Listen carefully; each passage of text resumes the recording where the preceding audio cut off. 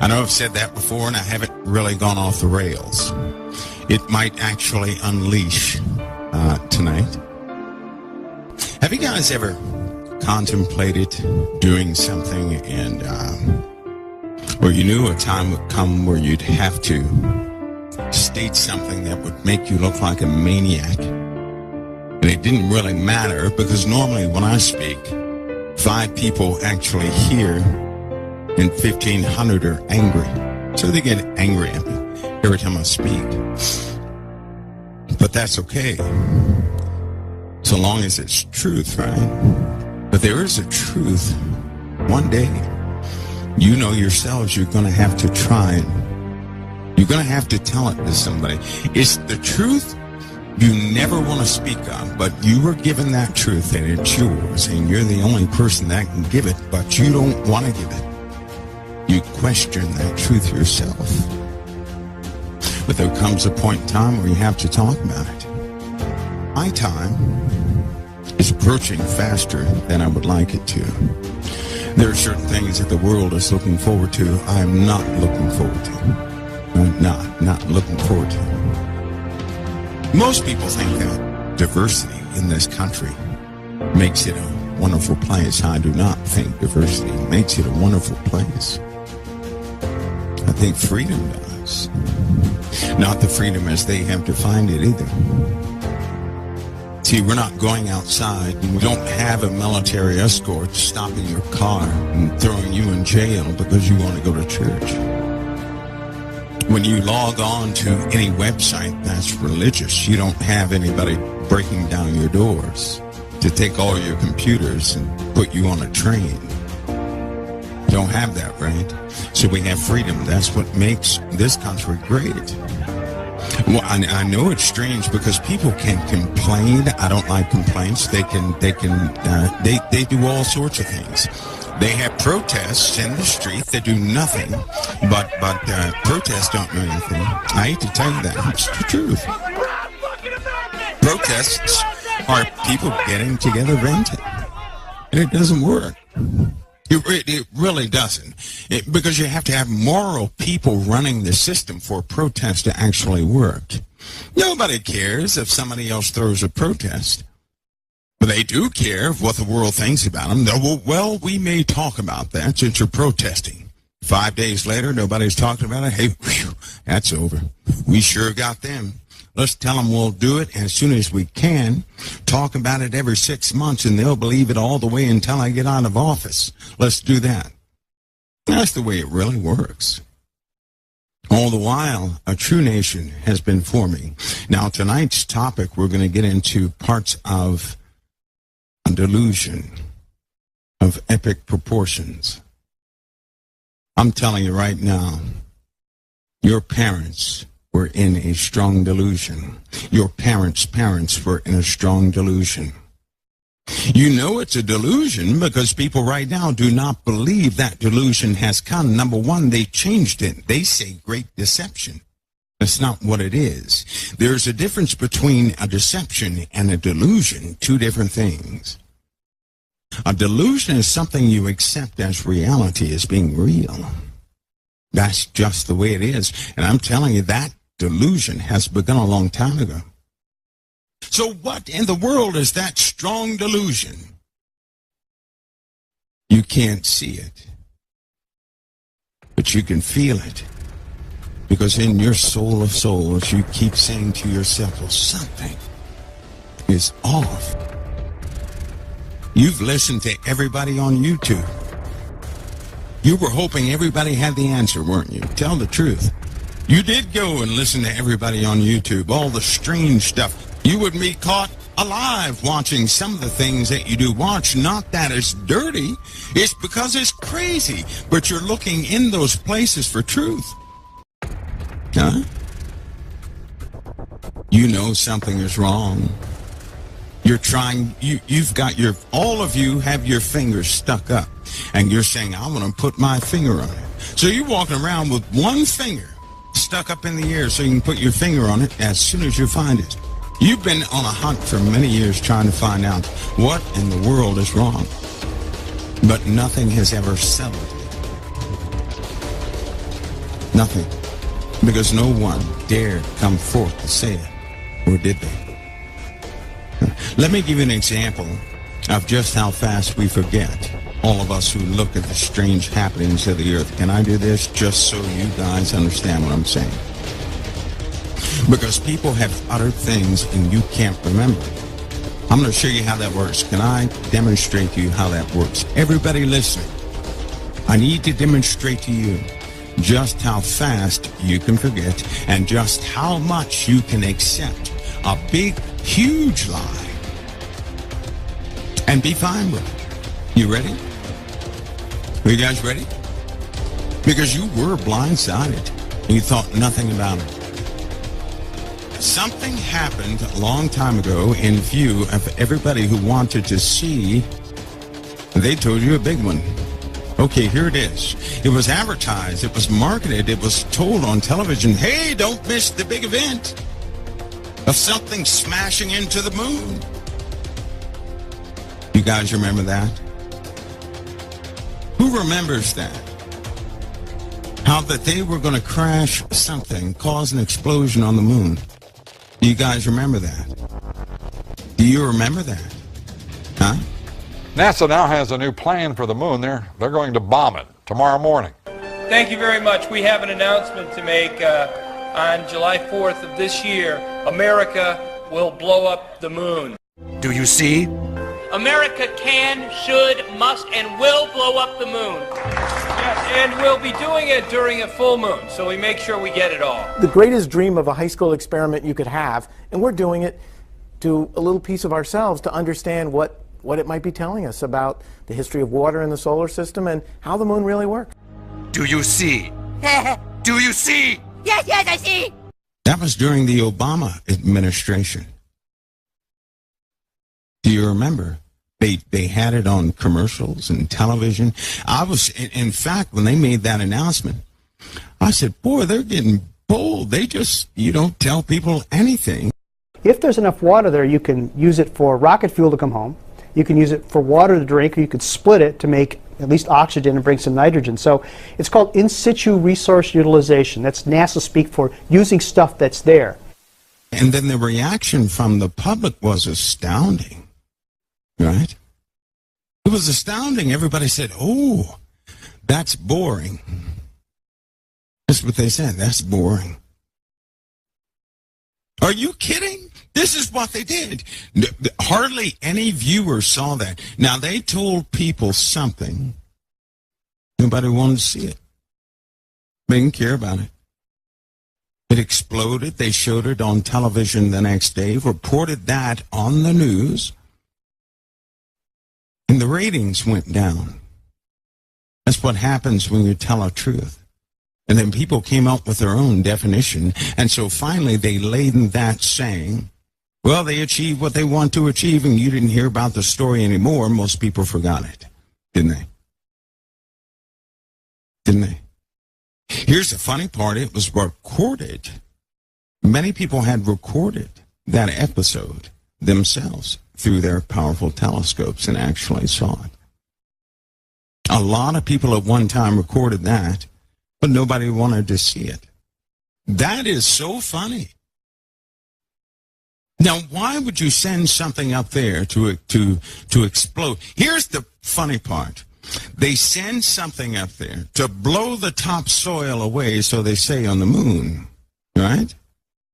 To blow it away. So they can analyze the fragments that shoot up in the air. That was their excuse. Now we have a lot of permanently shadowed craters on the moon which contain hundreds of tons. It's been estimated on the North Pole alone, 600 million tons of water.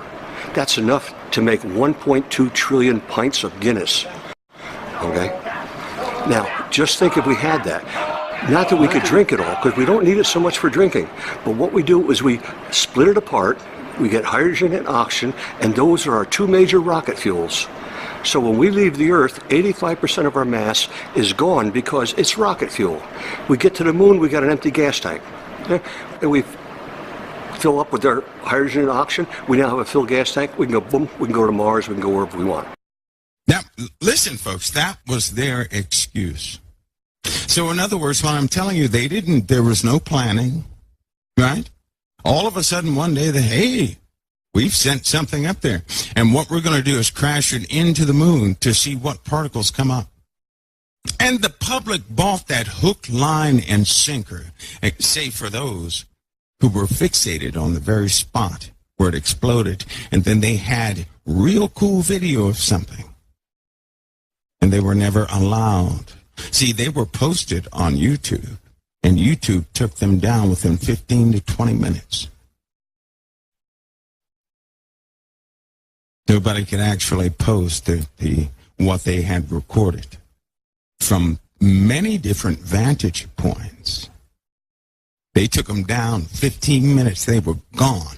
Well, if it's so, if it's so mundane, why would they take them down? It didn't show anything, did it? Or did it? Some of the shapes, as I said, some of the buildings were very tall. There were spherical and domed buildings, There is a stunning three-dimensional girder-like geometry, a scaffolding, rebar, a structural matrix standing above the moon, anchored to the surface by a set of slanted buttresses. The geometry is perfect, meaning it absolutely is consistent with what constructional techniques would be there if you had built something miles high above the current surface of the moon. How did YouTube respond so fast in 15 minutes? Because they were waiting for anybody to post the videos, that's why. Why didn't they want you to see somebody else's vantage point? Because it's connected to the moon. That big object in the sky you've seen all your life and you still don't know what it is. That thing. The thing that's covered with dust and stuff like that, and you think it's dead. That thing, you know nothing about that thing. And then they scrubbed it from everything. There are specific sites you can go to go look into all the missions they have, and I can assure you the data is missing. Isn't that funny? The real data is gone. I mean, they just scrubbed the thing. It went out of your memory. And now, guess what? People really buy those. They were just looking for, see if water was up there. Isn't that funny? I mean, come on. We've had things go to Mars, and they told us about every single launch because they bragged on themselves. They didn't brag on this one, did they? They mentioned it quickly. And it happened quickly. Now, we all know NASA does not work that way, don't we? They don't do anything quickly. What is wrong with us? All of a sudden, they do something that really doesn't mean a hill of beans, and they do it quick. All of a sudden, quick, right? And everything works right, and they achieve it. They've done everything slow and had problems with everything. Their lie almost broke down. That's why they didn't want those people to put that up on YouTube. You see, there are parts of the moon you can't ever see. But during that time, for those who track the moon, the phase of the moon was very strange.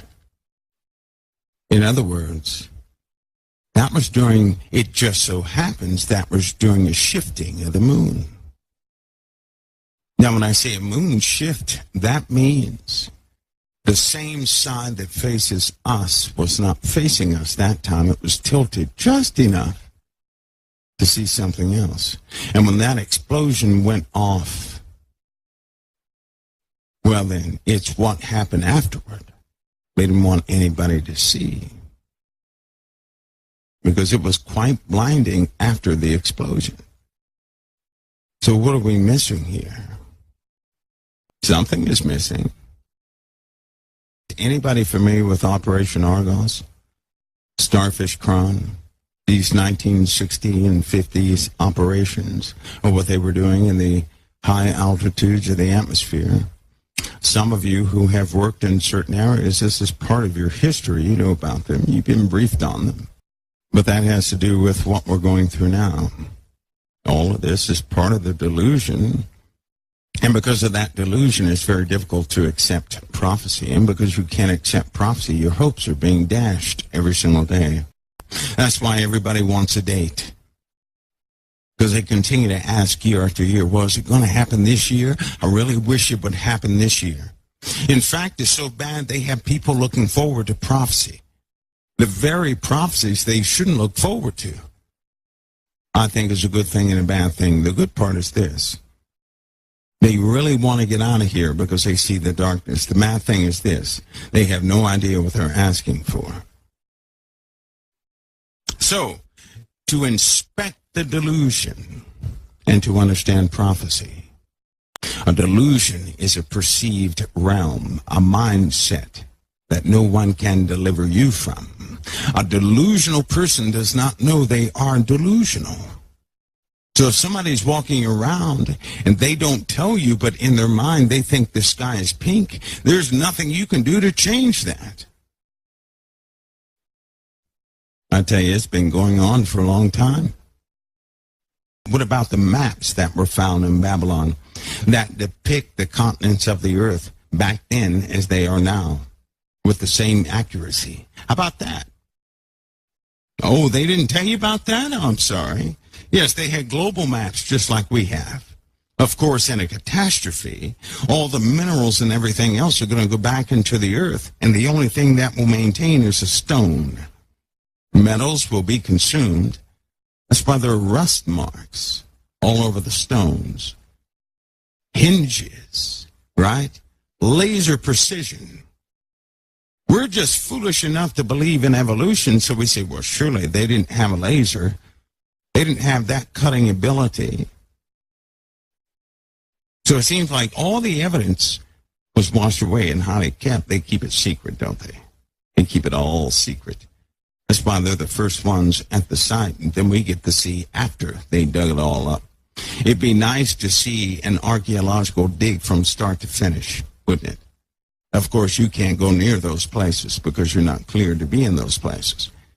They never show you that. They show you the aftermath after they grabbed everything interesting.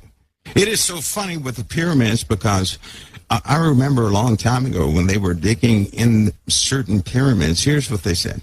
Well, we have a couple things here, a couple things there, a couple things there. Right?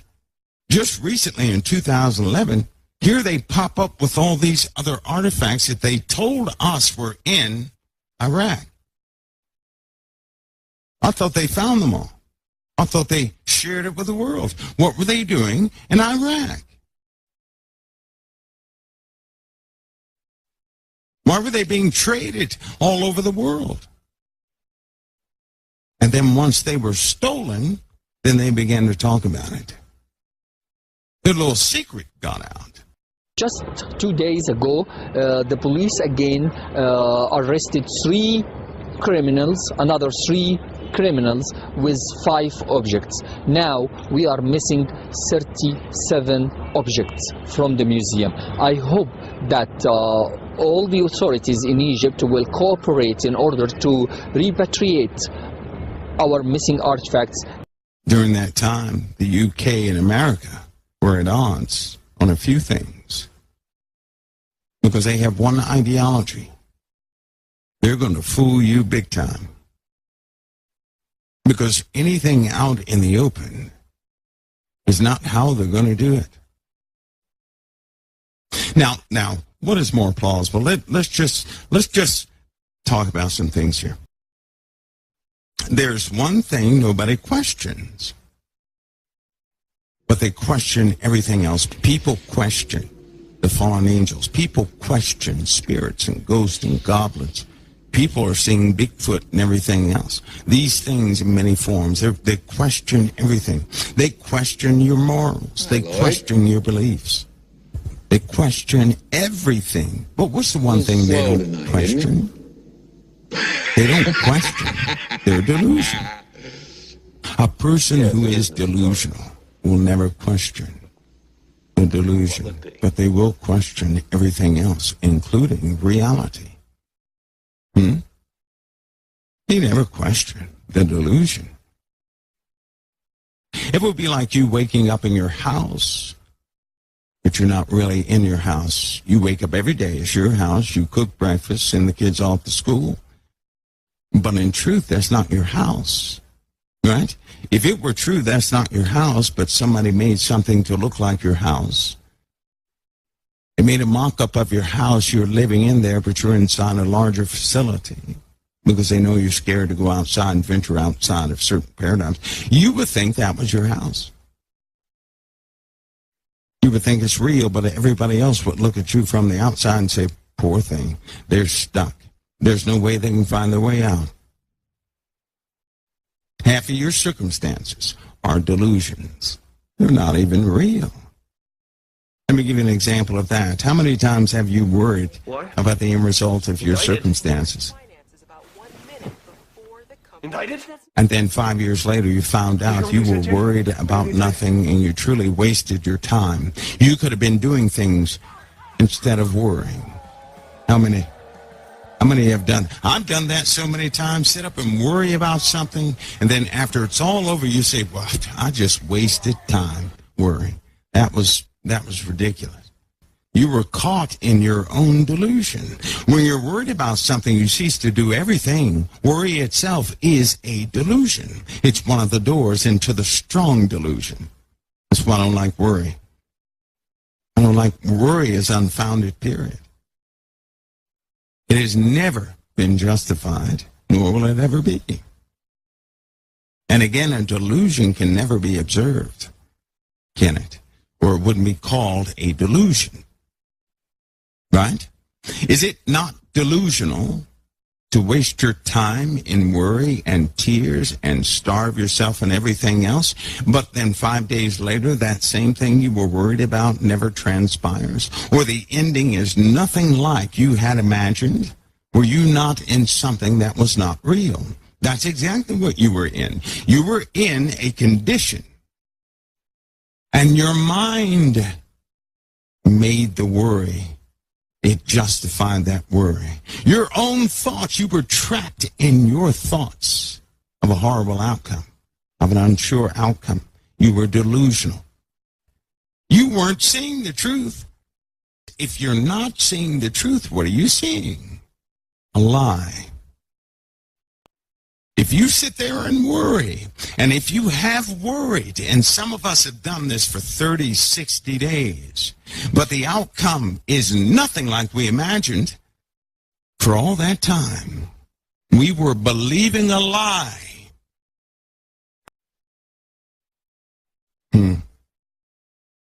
So we have already done that. And we were in that delusion while we did it.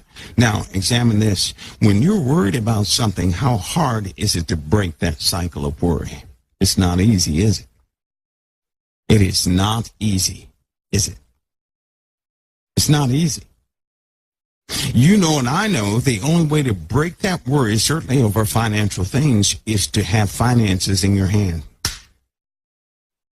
It's the only way to break it, right? Listen to me close.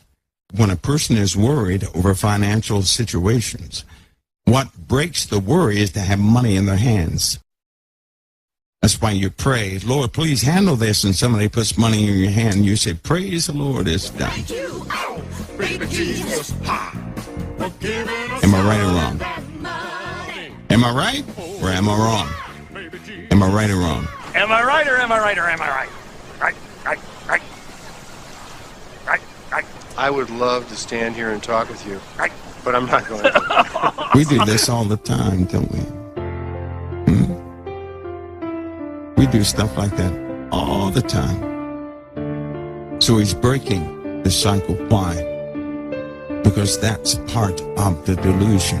When you believe a prayer with the wrong premise works, which so many people do, and they start breaking down in life when they're no longer answered, that's when they're shaken and they get their lives right. If you succumb to worry, that's like succumbing to a delusion. And if you can remember that, you'll say, wait a minute, because it's hard to break this cycle of worry. Well, the same thing happens in a delusion. because worry is nothing more than your imagination dictating an end that never comes. Correct? Now you have something to compare it to. But I say to you, hey, look at me. Please, don't worry so much. Because in the end, none of us have very long on this earth. Life is fleeting. With trust, you will stand. Without trust, you are certain to fall. Okay? God bless each of you.